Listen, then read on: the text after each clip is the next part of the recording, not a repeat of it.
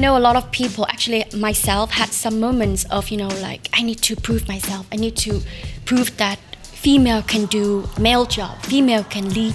Actually, I normally see my style as being like water. It's flexible, it's adaptable, and it's transparent. Unethical, it's so unacceptable. And I had to fire him. And I was, when in the meeting of firing him, I was crying. I was like...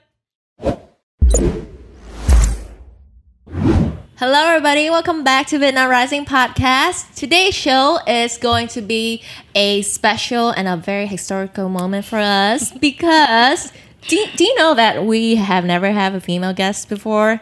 It's not that we don't want to. It's not that all the females hustler in Vietnam is so busy to get up here. But now we finally get one, and it is a very good one. The guest sitting next to me right now, she is a fierce storyteller. She is a solid negotiator, and she is the pitch queen of the startup scenes in Vietnam. So welcome, Ha, to the show. Hello. My pleasure to be here on your podcast. Thank you for being here. I know that you stay up till 3 a.m. today, but you still show up today and very fresh and look beautiful. Just to add extra information, is because of work, not because of party. Yes, exactly. All my team is hard workers. Yeah. Tell me and the audience, please tell me and the audience, what are you doing right now? So hello everyone, my name is Ella, a Vietnamese name Khanh Ha. I'm currently co-founder and general manager of Vulcan Augmetics. We are building robotic arms to transform the lives of 38 million amputees in Vietnam and developing countries. Wow, awesome. So what exactly that you guys doing? So it has been more than 2 years research and development. We are making affordable, modular, and adaptable prosthetics arm to serve the working class amputees in Vietnam and other countries. So right now we are about to launch our tech advancement and a new piece of medical device for the community of disabled people in Vietnam. Wow, that's awesome. And how many people on your team? Right now we have 16. Wow, that's a big growth since last time I met you. Yeah, exactly. It's growing. Yeah. And how do you guys, keep the visions from the beginnings aligned with all the members? Well, actually, vision is what brought us all together to this stage. We're still very early stage startup. There's not much traction, to be honest, but the vision is the thing that keep us moving every day. So in our startup vision is actually be in charge by Rafael Masters, my co-founder. I was actually on the execution and operations part of the business. So I was brought into Vulcan because, Rafael already started with this amazing idea called Iron Man, like turning people into cyborgs. Yes. And I joined the company when it was like few months old. I was actually also the first female team members. Yeah, I was brought in and was like, there is like 5 engineers working together.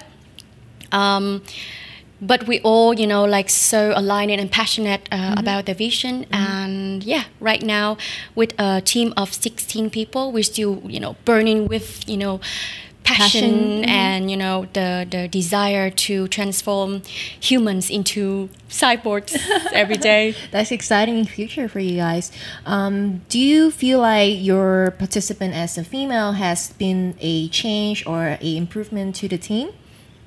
Absolutely, absolutely. Actually, I was a bit reluctant when joining the team, just because, when I was about to join the team, I just failed in my other business. It was in fashion e-commerce. So, jumping from fashion e-commerce to cyborg. And working with hardware engineers was a big jump. And I was... not only myself, that I had doubt in myself back then, but also I was brought into this team by the founding investor of the business. So I was not brought in by the founders back then. So when I came in, I could sense the kind of doubts. among other team members. Like, what, a fashion girl? A fashion girl that about to take the job of turning a hardware project into a well organized and performing organization is a big task.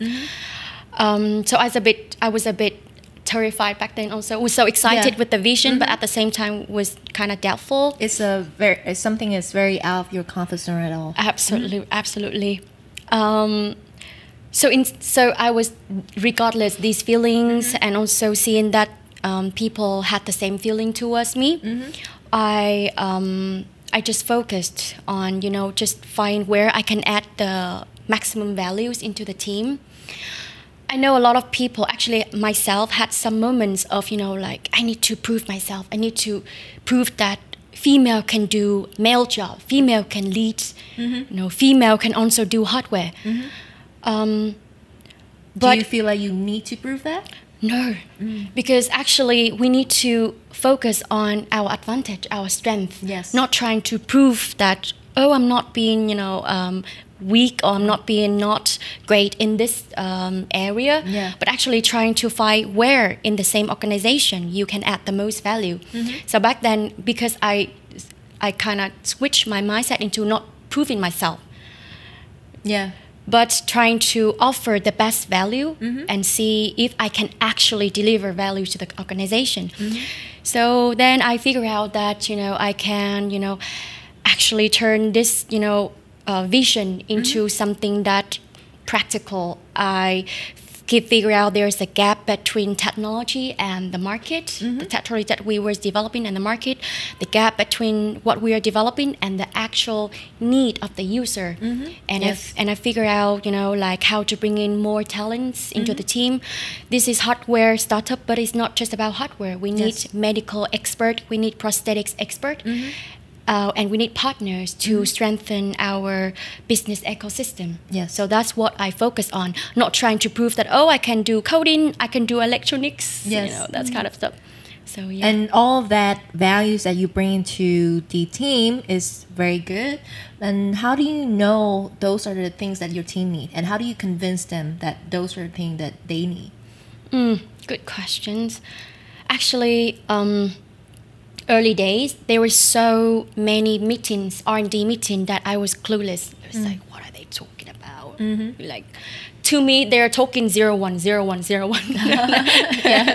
So, but whenever I feel like I don't understand, I just throw the question. I just ask question. I didn't pretend that I understand. Yes. And luckily, I have a very great team, to be honest. They are open-minded, they are innovative, they are just authentic people, and they know that to turn this organization into something great, they need to collaborate and cooperate. Yes. And actually one time they admitted that, hey, having a female team member into the organization is like it's like having a kind of mummy in the family.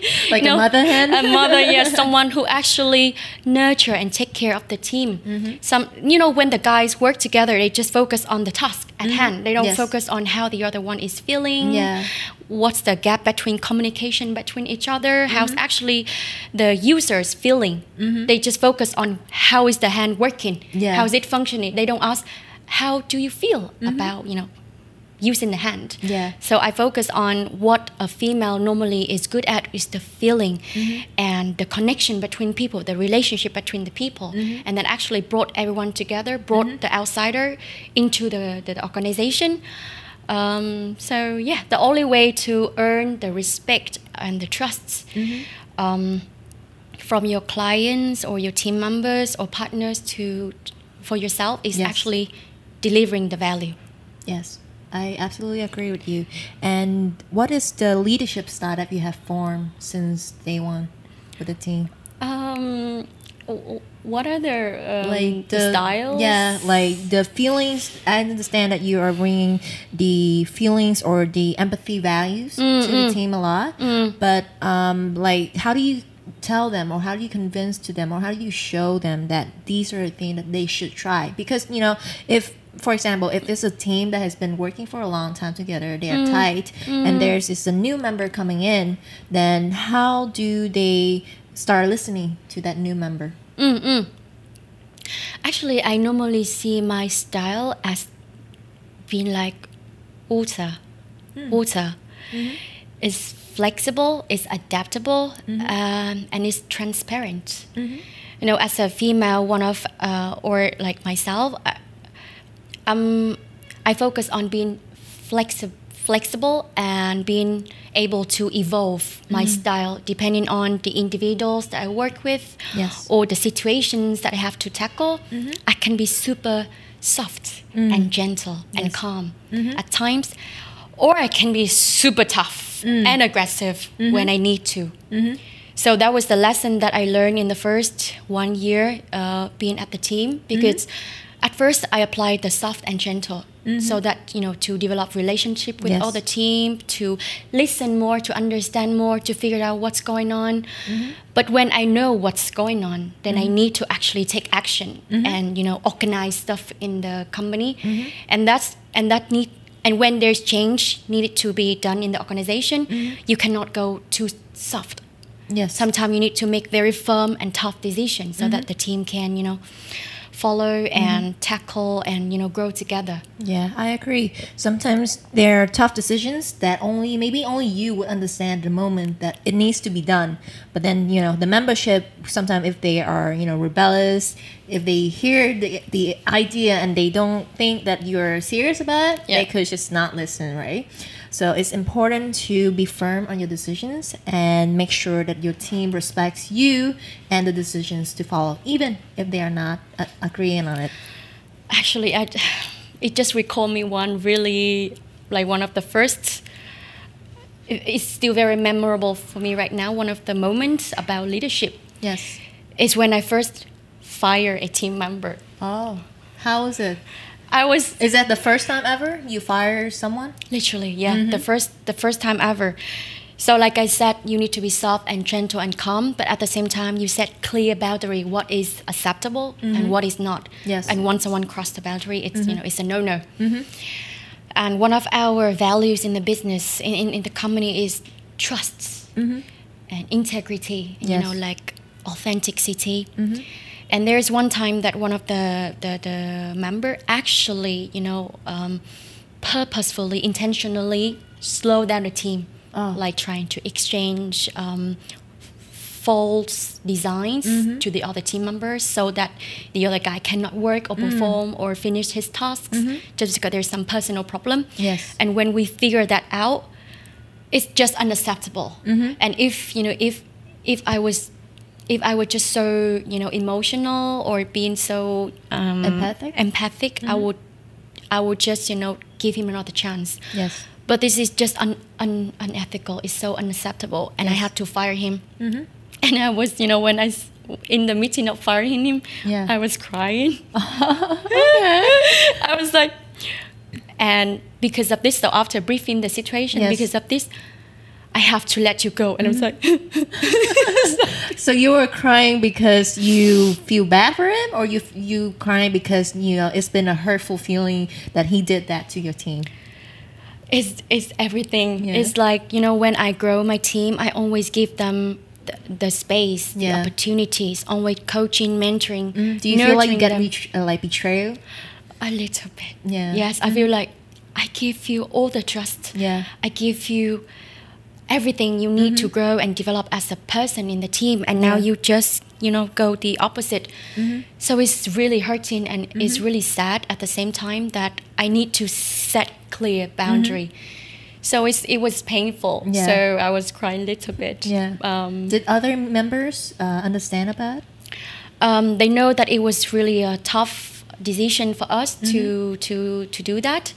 But at the same time, and you know, I was very transparent. I was like, hey, I have to fire him. And I was crying because they know that at Vulcan, in our team, we treat everyone as human. They are not like replaceable machine or something. We treat them as human, as team member, as like a family member. And when you have to let someone go, it's really painful.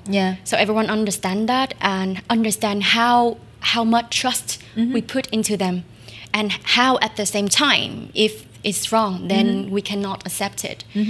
So yeah, that was one of the great lessons for leadership, not only for myself but for the whole team. I see. I remember one of the time I fired someone. I'm not sure if it's the first time or not, but this person has been growing the team, and for different reasons, and because of the performance, I have to make the decision that I have to let her go.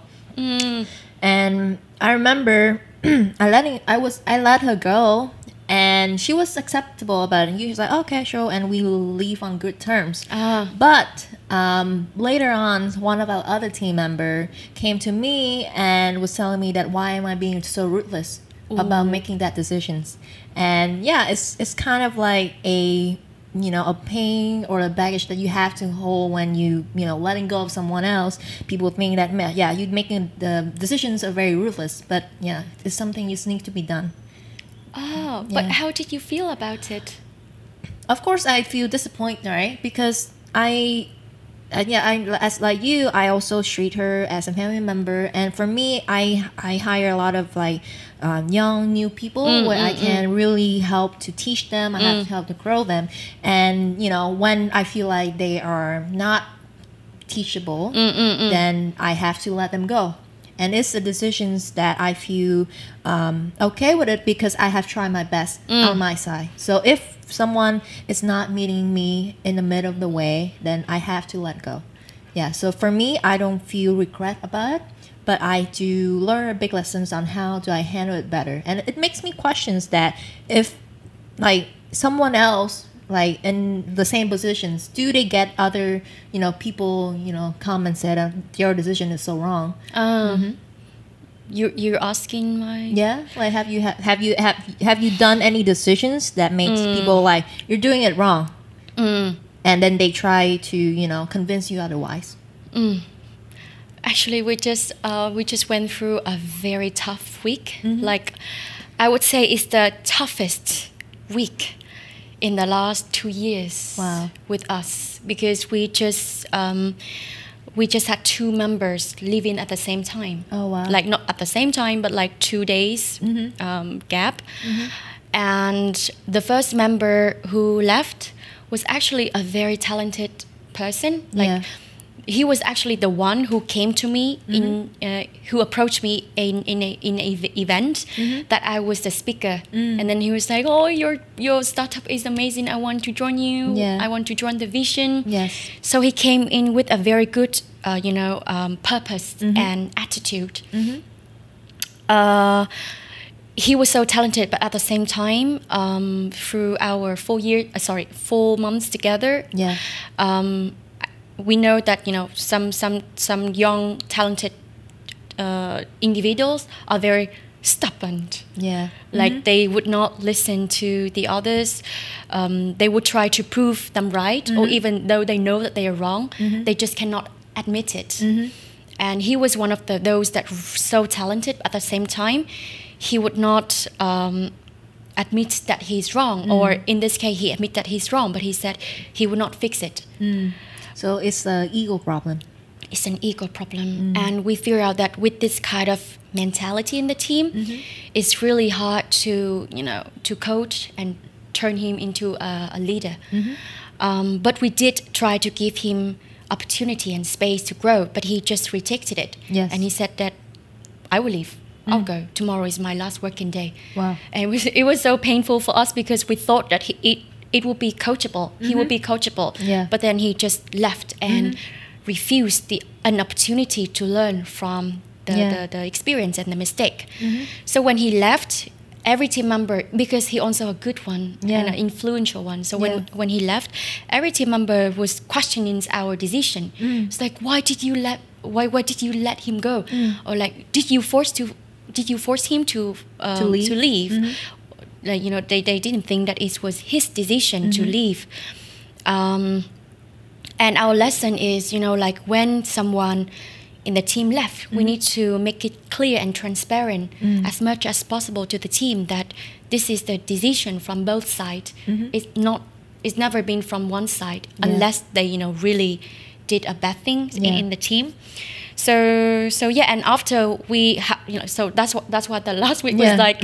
We have to schedule one-on-one meeting with each team member to talk about why this situation is happening, to explain them why, and then eventually they understood, and they know that to move towards our bigger vision.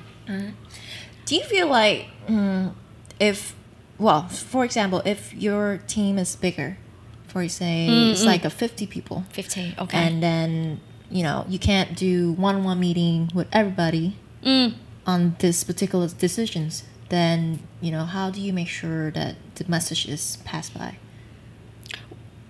Well, for now we're doing things that sometimes at this moment we do things that purposefully not scalable, which is one-on-one. Yeah. But even right now there is some one-on-one that not just founders doing to every team member, but we do to the leader of each team. Yeah. And we need all leaders to stay strong and to know exactly what's going on, to be aligned, to be on the same page, so that they can communicate to their team member. So yeah, I still I'm a big fan of one-on-one communication. Yeah. It's when you can develop rapport and trust the most. Yeah. You mentioned that you have a startup before that, right? I think I remember, if I remember correctly, you have everything run by your own. Yeah. And then later on you decide that it's not doable. And scalable. Then not scalable, and then you stop it. So being a leader and being an employee at the same time, so you would need the making the hard decisions and your own ego at the same time, right? Then, true. Yeah. Then what is how do you make the decisions? How do you let go of your ego to make that hard decision? When I need to stop the previous business. Actually, it took me 2 months to come to the decision of closing the business, because at one point it was like, am I giving up? Yeah. No. Have I tried my best to push this business forward? If I stop now, does that mean that I just gave up? Yeah. So there's a lot of inner fighting between myself and the ego, or the entrepreneur side of me. If it's just hard to raise fund right now, if it's just hard to find people right now, and I just gave up, then I would not learn anything about it from it. But at the same time, I know that I cannot just rationalize by myself. So back then I was going out and looking for advice and support from others, because the model I was doing back then was e-commerce, and I did not know that business model is actually a big one. I thought it's an easy one. It's like just online, just platform. Yeah. You don't have to spend so much investment on it. Yes. But when I was going out and asking for, raising fund, talking to investors, there's one particular investor. So many other investors like, I think it's nice. We can, but it's like a soft no. Yeah, but we need more traction, stuff like that. We need you to get another technical founder, and then we will consider to invest. But then there's one particular investor who just bluntly told me like, hey, close it down. This is not the game for you. Yes. This big e-commerce. No e-commerce in Vietnam right now is making money. Yes. They're all burning money. Yeah. And to play this game, you need to be a big one. You need to, be able to survive the next 5-7 years without making money. You need to have millions and millions. You're not asking hundreds and hundreds of thousands that you're asking right now. Yeah. So it's just like, so I took those feedback and comments, and then at the same time, I still look out and see, is it actually what I can challenge and stretch myself? Yes. Is it the problem that I want to solve for the next 5 or 7 years? Yeah. Solving the problem of e-commerce, this business model and fashion. And then at that time, I met Vulcan founders, and I just realized that the Vulcan problem is the bigger problem. It's a deeper one. It's a harder one. It's the one that I can, stretch myself every day to be a part of that, vision. So yeah, I decided that Okay. And since then, I think you become the, brand ambassador or the face recognitions for Vulcan already, right? You participate in the Blue Award Ventures, yeah, right? Blue Award. And then supposed to be on Shark Tank this year, but unfortunately they canceled this year because of COVID. It's okay. Yeah, but yeah, you've been around for the past 2 years and being known as a very good representative for Vulcan. Aside from your working with your team, what are some of the challenges that you face when working and sharing the visions of Vulcans to other people? The challenge? Yeah, like when you talk to partners, you want to talk to investor, or talk to sponsors. What is the challenge that you face when you negotiate or influence them? Actually, I think there has been more advantage than challenges as a female founder or leaders when it comes to developing relationships or getting support or partnership from others. Yes. It's just very normal that if you're a female or a woman, you are more, people are more, welcoming. Yeah, so I think it's an advantage. Yeah. But at the same time, I would say that the challenge is from myself. Because sometimes I still have this mentality, these questions.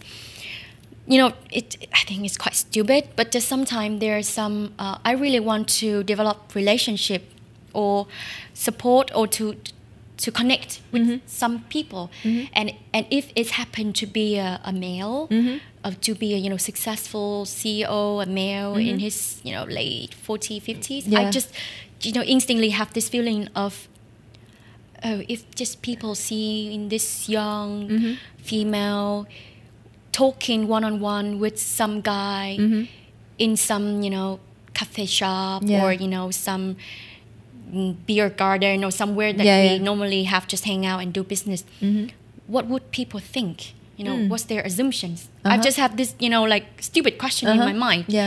And it's always in my mind. So has any of your assumptions came true? No. That's luckily good. That's luckily good. So I always said, but it doesn't matter. But why am I doing this? I'm doing this for my team members, for the business, to support the vision, to make this come true, to scale this business. Why do I have to care about this? What people think, what people might assume.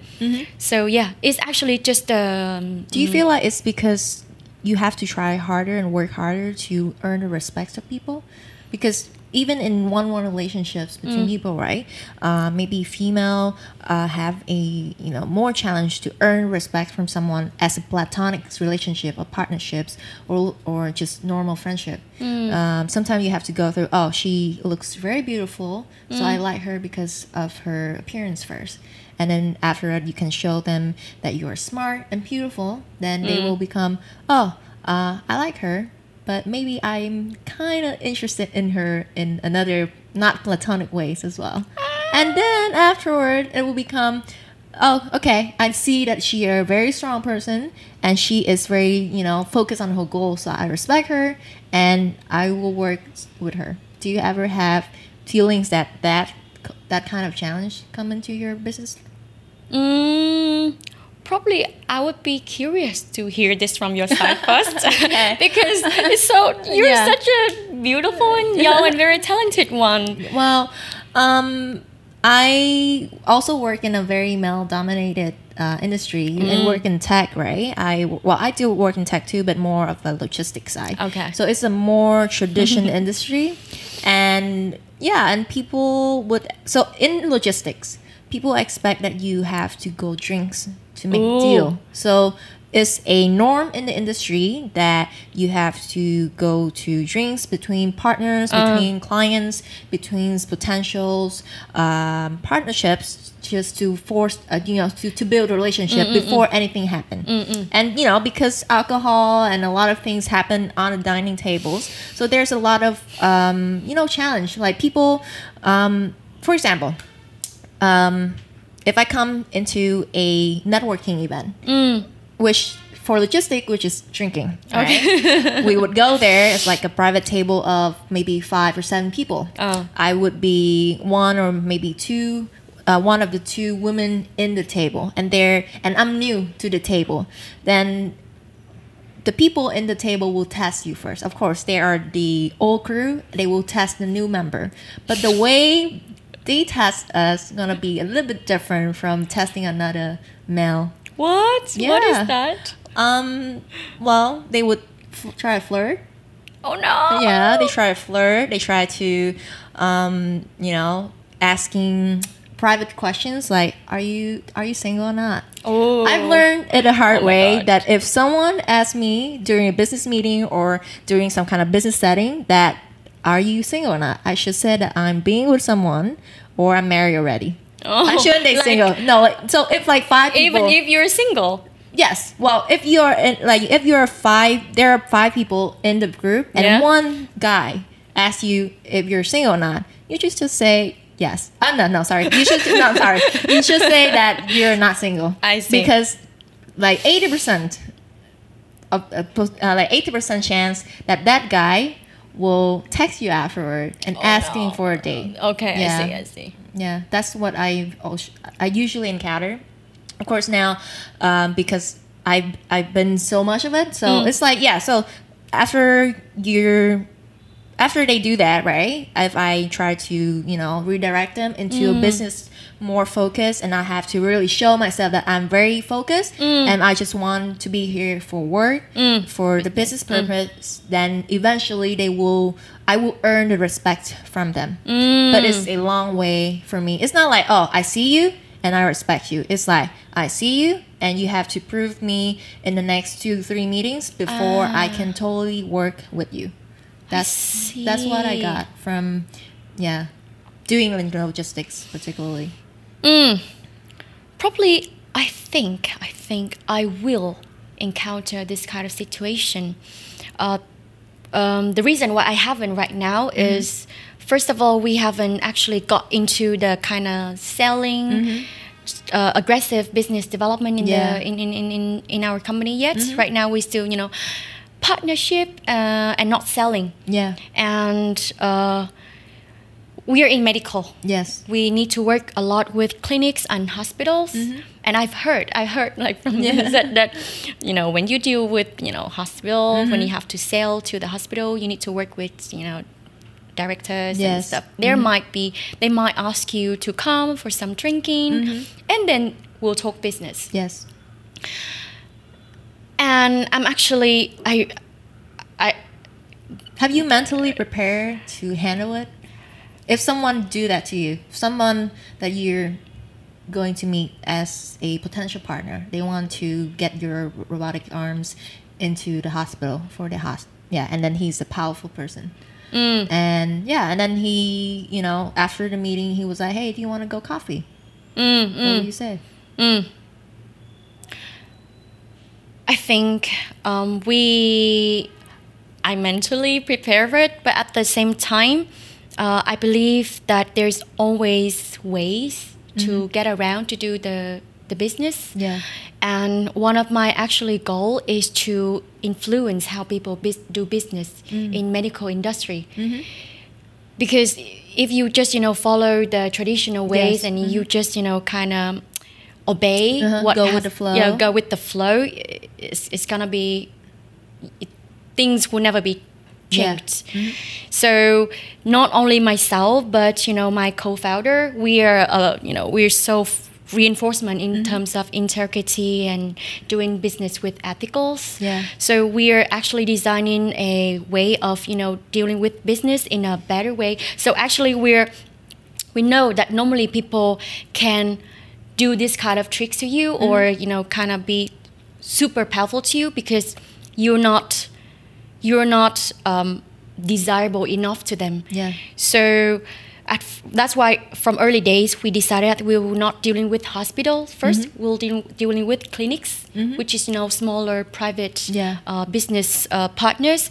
And when our brand is big enough, and when we prove that our product is so good that if you don't take this deal, you're gonna miss this big business chance. Then I think that will improve how we do business in the medical field. Would you walk away from a deal? I will. I will. And I think that's good that you have the principle, because it's not like just logistic or medical, right? It's, you know, in Vietnam, there are a lot of male dominated industry, and you know, I have friends, I have people that also work in industry, and they have the same struggle. If they are a business developers, or they are a salespersons, or they do, you know, public relations in generals, they have to deal with these kinds of things. And it's important to have the courage to walk away from the deal if things go too far. Understand. Yeah. Understand. I actually not just talking about just doing business in ethical ways. I heard some other entrepreneur stories of, you know, because I know a female founder. Actually, she's one of my really great mentor. She was in marketing agency. Yes. And you know, in marketing agency, sometimes, or that's how just the business is the industry doing right now. There is some underground or under table going on, and she really want to stop this. So she founded a marketing agency, which has the, you know, purpose to not doing this. And then after, you know, a few years, when the business is growing so fast, and at one point, you need to kind of take a lot of deals to be able to pay for everyone in the team. And at some point, you have to make decision of whether you need to, you know, go on the table to take this big deal so that you can still grow the company. If you don't, your team member might have to suffer. And it's critical. And for that story, she make a decision that she will walk away. She will walk away personally from that deal. And whatever happened, let's say you have to fire some team members to keep the business afloat. That's fine. That's still better, because it's like, you know, you have to do one way. You have to keep the business clean and keep the purpose of why you founded this company, you know, stable from the beginning. Otherwise, if you break that one, then this business doesn't make sense anymore. Why you founded another one when you can just do the other way? I think it's very important for the leaders, for the boss to give the employees the power to walk away. Because, you know, if you're an employee in a company and you have KPI to follow, and, you know, these things happen, your boss, or as leaders, we have to give the employees the power to walk away. They shouldn't feel the pressures of making the deal happen by all means. This is actually a good point that you gave to me. Not just from ourselves as leader, because, you know, we have decision power. But we need to make it clear for the employees that they do have the power to walk away too. And I think it's I feel like it's, you know, there should be more leaders who, you know, indulge us, because not all of us have the lucky or have the power to walk away, right? And if they unfortunately meeting into a company that is still going with the flow, then they have a lot of conflicting, and you know, like keeping their personal principles and, you know, making a living. This episode is brought to you by Saigon Siblings Cafe. They are coffee lunatics who love to bring you a unique cafe experience in Vietnam. Their mission is to share the news story about Vietnam to those around the world and people who call Vietnam the home base. I love the fact that we can go to any of their locations and find amazing local products and amazing drinks as well. This is my go-to place whenever I want to show someone amazing products from Vietnam and a good time. Check them out at saigonsiblings.vn. So earlier you described your leaderships or your, you know, personal value as adaptability, integrity, and authenticity. What do you do to stay true to those values? I asked myself a lot of questions every day, every time I make decisions. Every day I wake up, I always ask, what's my intention today? How can I do better today? Am I living true to myself? Am I doing the right thing? Like, or even, am I doing this the best it can be done? Not the best I can do it, but the best it can be done. So these are the questions that shape my actions and behaviors and thinking every day. I would say how I stay focused. There was time that I lost focus. There's time that I lost focus, and I realized that the time when I lost focus is because I did not spend time on reflection. You know, those kind of hustler, you just do things every day, you run, and you sometimes just let the world turns you, drive you. And if you don't take time, you don't block your time to reflect on your leadership, on what's the, you know, the road you just passed, it's really easy to not even sidetrack, but to do the things that you don't want to do, just because you're trying to, you know, adapt to everyday situation. So I would say spend time to reflect. Weekly, monthly, quarterly is very important for myself, and I would suggest this for every leader to, you know, stay on track, just stay focused, and to take control of what you're doing in your business and in life. And by reflection, you mean asking the questions earlier? I ask questions, and at the same time, because normally I'm a doer, like I just do things very fast, and sometimes I did not think very deeply. So when I say reflection, I would sit down and I would write. If you notice, I normally write and just publish sometimes.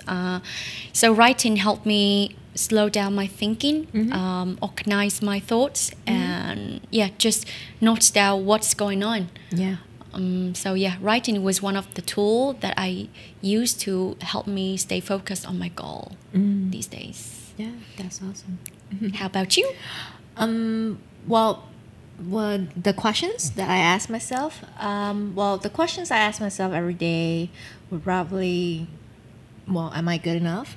You know, there's always a certain self-doubt that I feel like I need to prove myself to people, or am I doing things good enough or not? Am I trying my best or not? Are the questions sometimes I ask. Other question I would ask myself is, so my goal in my life is to earn a certain freedoms in my in my work and in my personal life, where I can do whatever I want and I can still make a living, good out of it. So every day I would ask, what do I do today to make closer to that goal? What question did you ask yourself when you started this podcast? Because this is amazing job that you are doing. I would like, as a person who really want to also share my story and to connect with others, this is amazing thing. Like, this is kind of my dream that I would like to do one day, but I never take the time to do it. So for me, I feel very fulfilled whenever I able to talk to people and I can see the stories and the values they are having, and that is it's very fulfilling for me to do that. And because I have a lot of those kind of conversations before I'm doing the podcast, and I always think always think that it's the conversations that we are having right now is so good that I wish more people could hear about it. More people should able to talk about this thing. So and then last year when I was kind of losing my tracks, like I was kind of like don't have really any focus goal, and I was like really questioning what's my purpose. And I kind of I did the reflections. I actually for like 4 or 5 months I was just like questioning myself, like what do I want to bring to people, or what do I yeah, what can I serve to other people, or what do I do to fulfill my purpose, right? And yeah, and I reflect, and I was like, yeah, I think that communications, talking to people, is something that I really want to do. And yeah, and that's how I formed the podcast. I feel that this is the best medium platform to share these kind of stories. That's amazing. Yeah, thank you. Do you have any mentors or people you talk to whenever you feel like you kind of lose track? Because sometimes we need a good reminder, right? It's true. And I think that's what I learned from talking a lot to people, is when you have your own issues and storm, sometimes talking to other people and you can see life in a very different perspective. And that's where I'm like, oh, I can see that, yeah, there's other options I can do. Yeah. And there's specific people that I go to when I want to talk, right? Maybe I go to you whenever I want to know how are you doing, or I want to know other female leaders. What do they do, and how do they, hustle and make big achievements like you. I want to get inspired. Basically, I would go to you when I want to feel inspired.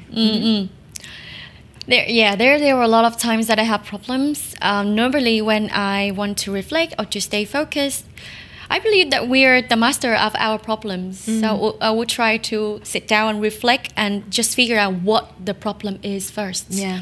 And if I cannot figure out by myself, by reflecting, slowing my thoughts, then I would, based on the problem, I will find the other person to help me, coach and mentor.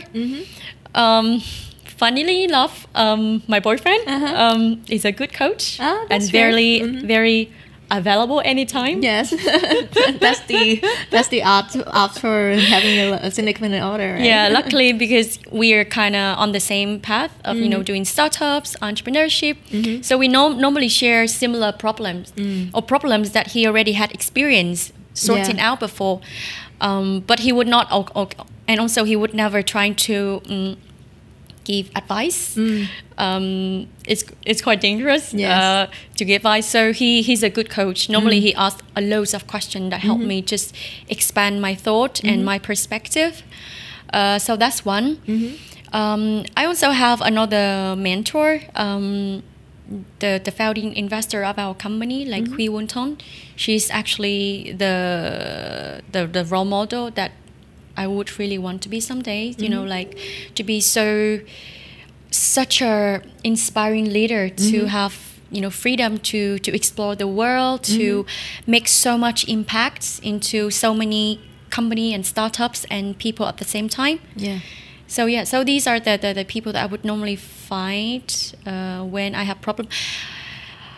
There's two people that I would not directly talk to when I have difficulty in life, but I would normally think about them. So these are my parents, my dad and my mom. When I think about integrity, I would think about my dad, because he served the army for 30 years. Wow. And he's just a utter example of just being an authentic and live with integrity throughout his career, professional life. He always communicated this to me, even when I was little. Like how being authentic, how to not take sides or doing politics or doing underground. Stay true to yourself. Stay true to yourself.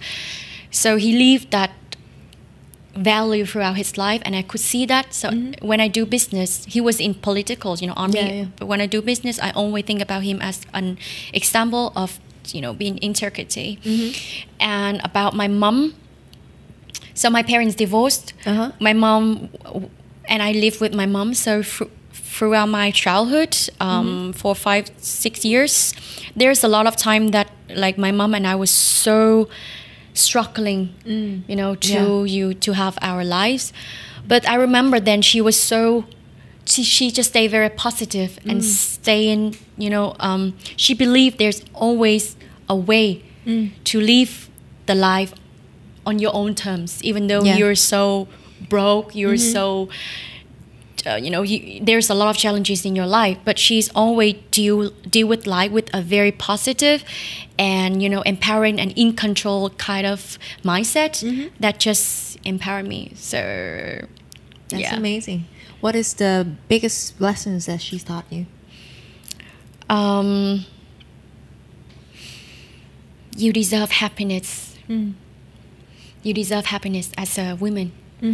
In traditional marriage, sometimes when you're so unhappy in your marriage, but people say that you have to sacrifice your happiness for your kids, for your husband. You can be miserable, but that's fine. It's for your kids. It's for your future. But she taught me the lesson that you deserve happiness. It's your life.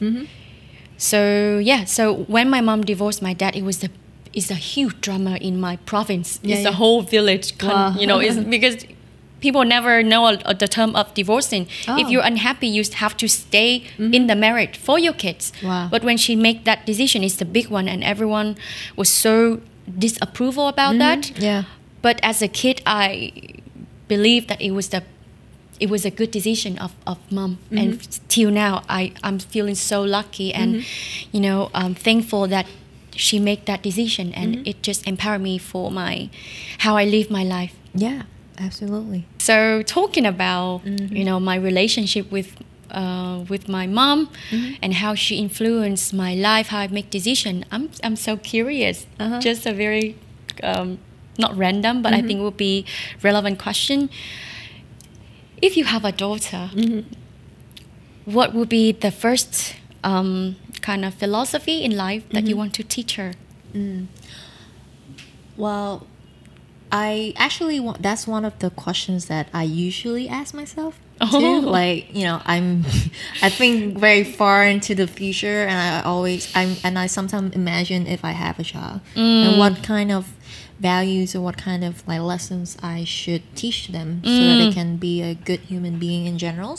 And that questions always make me reflect back to what my parents have given me or have taught me.